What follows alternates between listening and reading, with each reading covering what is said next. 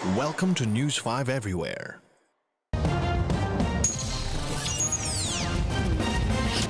Hindi raw po sapat ang tulong na pangrenta na ibibigay ng pamahalaan para sa ilang informal settlers. Ano nga bang klaseng paupahan ang katapat ng 1.5 na pagrenta na ibibigay ng gobyerno? Nagbabalik si Trish Roque. 20 taon nang naninirahan si Aling Eleanor at kanyang pamilya sa tabi ng creek na ito na dinadaluyan ng Tulyahan River sa QC. Alam naman niyang kailangan na nilang umalis dito para makaiwas sa disgrasya. Pero pinoproblema niya ngayon ang lilipatan nila, lalo na kung 1,500 pesos kada buwan lang ang ibibigay ng gobyerno. Wala po kami makukuhang 1.5 ngayon po. Abot ng 2,000 mahigit lang yung mga 3,000 ganun.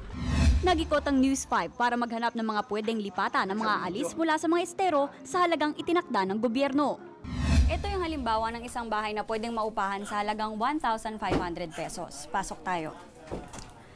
Kung tutuusin, kasya naman lahat dito dahil meron ka namang pwesto para sa higaan. Tapos dito sa may bandang likuran, nandito naman yung pwesto para sa lutuan. Tapos meron ding lababo. Nasa likod naman yung CR.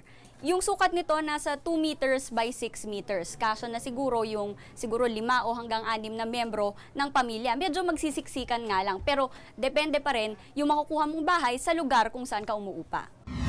Ang paupahang ito may maliit na puwang para sa mga upuan, lutuan at lababo at may pahabang pwesto para sa tulugan. Pasok din ito sa 1,500 pesos. Pero ang isang ito na medyo mas malapad at mas maluwag para sa isang kama, nasa 2,000 piso kada buwan ng upa. Nasa harap siya ng karsada, panegosyo siya pwede. Ang problema, hindi pa kasama dyan ang bayarin para sa tubig at kuryente.